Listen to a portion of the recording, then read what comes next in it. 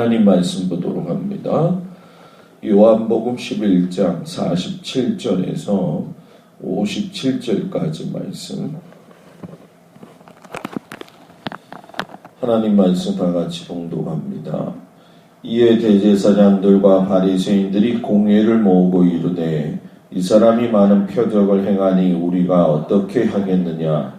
만일 그를 이대로 두면 모든 사람이 그를 믿을 것이요 그리고 로마인들이 와서 우리 땅과 민족을 빼앗아가리라 하니 그 중에 한 사람 그의 대제사장인 가야바가 그들에게 말하되 너희가 아무것도 알지 못하는도다.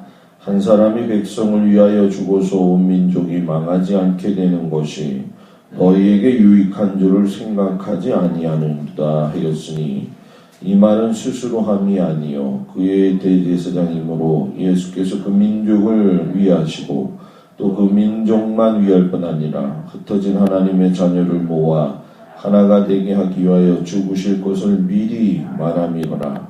이날부터는 그들이 예수를 죽이려고 모의하니라.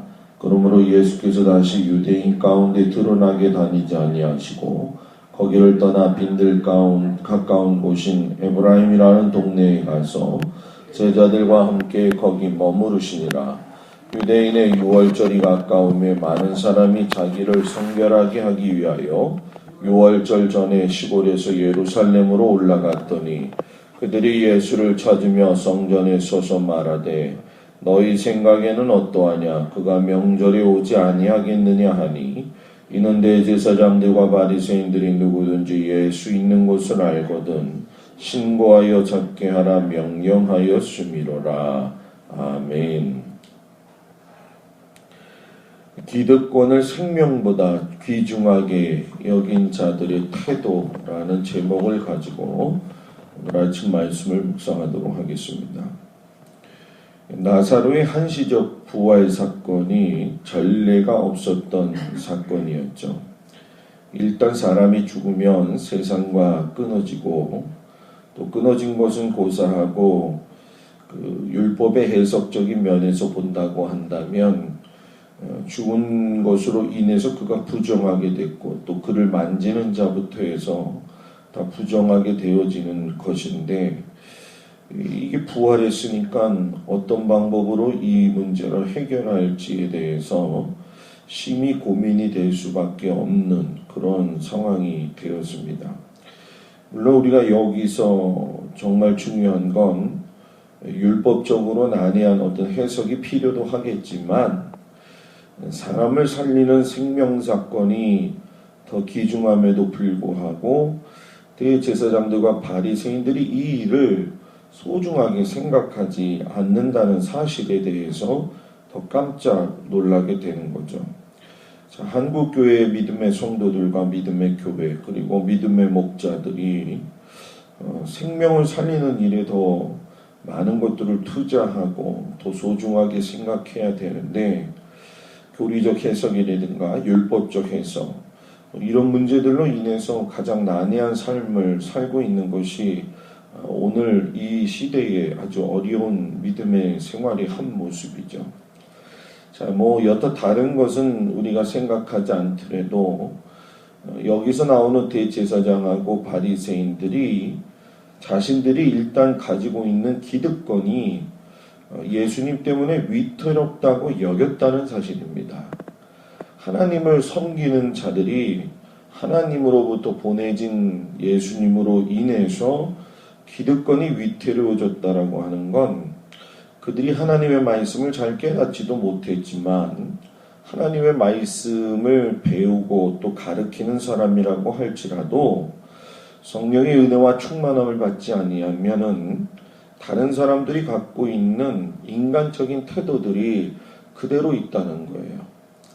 우리가 오늘 신앙생활을 하면서 정말 중요한 건 뭐냐면 사도행전을 통해서도 제가 누차 강조하고 또 여러분들과 말씀을 통해서 누차 강조하는 게 뭐냐면 우리 삶 속에서 성령의 은혜를 충분히 받게 되고 그 가치와 그 변화를 경험하게 된 사람은 내 자신의 어떤 기득권보다도 더 중요한 것이 생명을 귀하게 여기는 일이라는 것을 안다는 얘기입니다.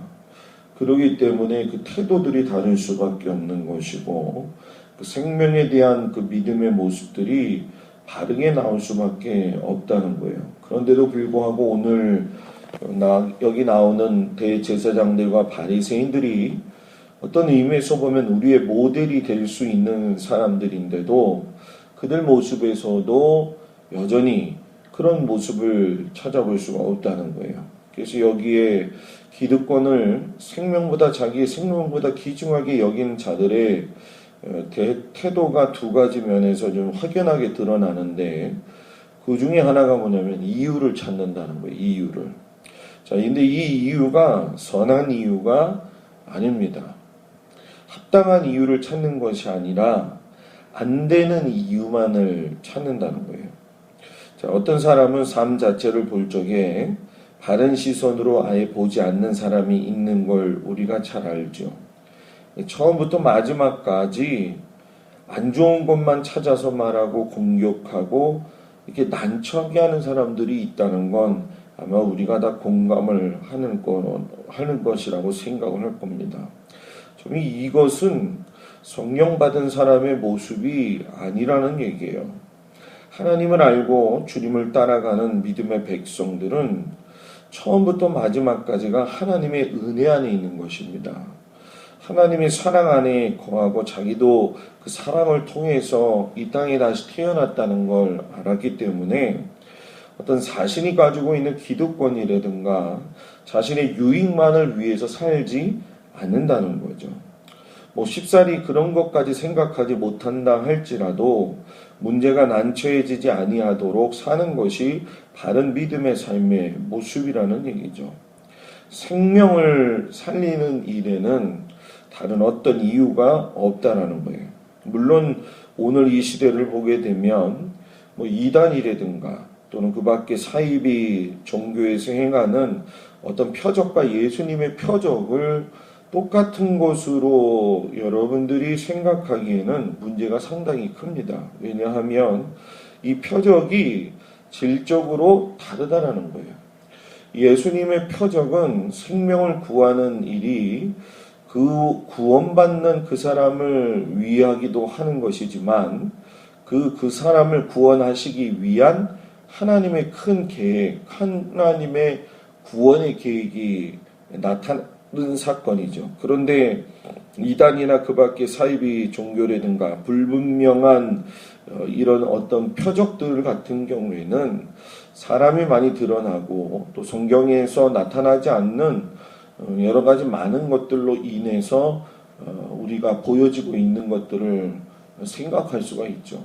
어떤 사람들은 우리가 성령의 역사가 성경에 나오는 것 아닌 것 외에도 더 많이 있지 않겠는가 얘기하지만 우리가 사복음서의 표적을 보게 되면 예수의 제자들이 굵게 나온 표적을 하나같이 다 사용해서 쓴 거예요. 이들이 예수님을 쫓아다니면서 예수님의 표적을 안 본 게 아니거든요. 다른 어떤 방법의 표적들이 있다고 한다면 그것이 확연하게 틀렸다고 한다면 뭔가 거기서 남겼을 거라는 얘기예요.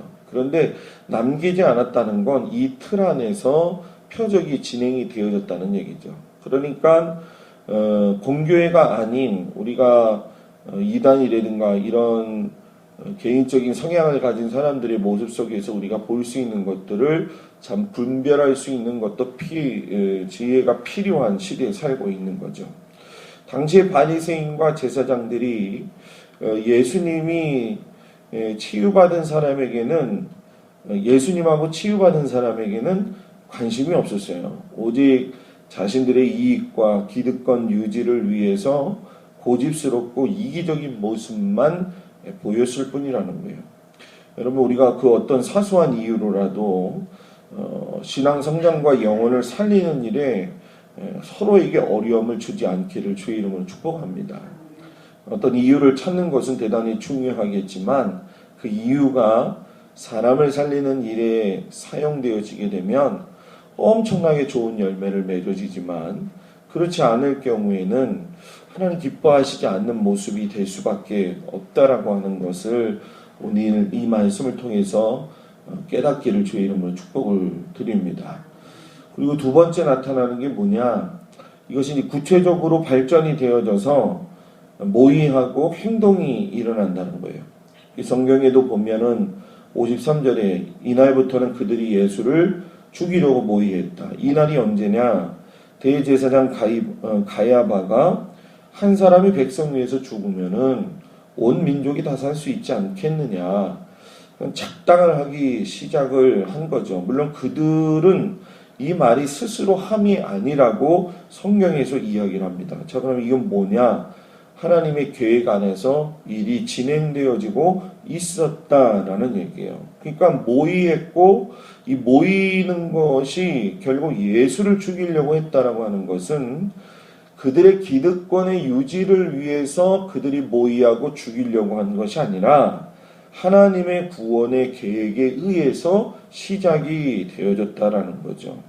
그러니까 사람들은 간혹 가다가 실수하는 게 있어요. 그것이 무엇이냐면 어떤 일이 시작이 되어졌을 적에 하나님에게서 분명히 시작되어지는 일이 있고 자기들이 계획해서 하는 일이 있는데 이것의 어떤 접촉점을 잘 찾아야 된다라는 거예요.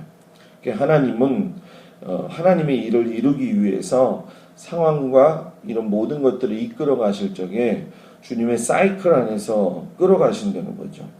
오늘 여기에 보면 어떤 상황의 결과이든 목표가 지금 정해졌어요. 그리고 하나님은 그 일을 통해서 이루어가고 계시는 것이고 또 그것이 어떤 결과를 가져왔던 사람들은 행동으로 옮겨지게 되었다는 거예요. 기득권을 세우는 이들의 목표가 더 뚜렷하게 나타났다는 거죠. 어떻게? 죽이려고. 여기서 끝나지 않는다는 거예요. 죽이려고. 근데 예수님이 때가 이르지 않으셨다라고 이야기를 하죠. 그러니까 하나님이 일은 시작을 하셨고 사람의 입술을 통해서 이렇게 될 것이다라는 것도 말씀을 하셨지만 그것의 때는 하나님이 시작하신다는 거예요. 사람이 그 때를 움직여가는 게 아니에요. 우리가 기도할 수 있고 우리가 그 문제에 놓고 하나님 앞에 간구하고 또 성도들도 하나님 앞에 간구하지만 그것이 차기까지 그것이 차기까지라고 하는 건 표적이 일어나야 된다는 것이고 또 사람들이 거기에 대해서 반응해야 된다는 것이고 교회도 마찬가지예요, 여러분. 교회가 부흥하고 교회가 어떤 과정을 통해서 하나님 앞에 인정받고 세워지려면 이런 표적이 따르기도 해야 되겠고 어느 순간점에 가게 되면은 개인의 영적 성장들이 이루어져야 되는 것이고 자발적인 모습들이 나오게 되고 이것들이 다 때가 찰 적에 하나의 시너지 효과가 생겨가지고 교회가 갑자기 확 올라가는 것이지 처음부터 뭐 그냥 확 해가지고선 올라가는 게 아니에요. 그래서 신앙은 끈질겨야 돼요. 신앙은요 인내해야 돼요. 신앙은요 끊임없이 쉬지 말고 기도해야 돼요. 성도들이 이것을 놓치게 되면 단 한 발로 그냥 끝나고 만다는 겁니다.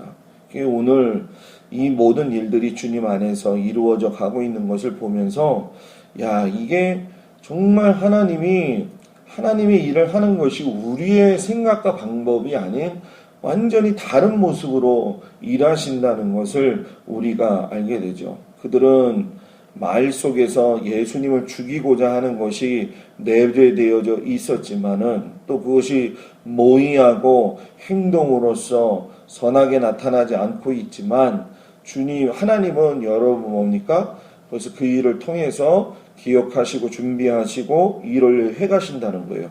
그러니까 우리가 예수님의 이러한 모든 모습들을 보면서 우리가 하나님의 방법을 바르게 알아야 될 필요가 있지 않겠느냐.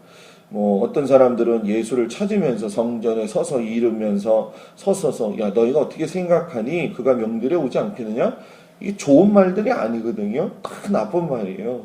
어떻게든 자기들이 예수의 그 등장을 유도시키려고 하는 것이고 자꾸 이렇게 덫을 만들어 놓고 함정을 만들어 놓고 거기에 걸려들기를 원하는 모습을 보게 되죠. 우리가 말이라는 것도 중요하고 말의 결과가 개인이든 공동체든 굉장히 정말 중요한 것인데 이들의 말 속에는 오직 기득권을 유지하면서 예수님을 죽이려고 하는 그 모습밖에 없더라 하는 거예요. 사랑하는 성도 여러분들, 기득권을 생명보다 귀중하게 여기는 게 아니라 생명을 기득권보다도 더 귀중하게 여길 수 있는 사람, 그것이 오늘날 교회에서 필요한 것이고, 우리 목사들과 또 우리 교회 지도자들 되는 장로님들 또 권사님들이 이 모습에 많은 사람들한테 선을 보이고 섬김의 본을 보였을 때에 하나님의 역사가 이루어지기 시작을 한다.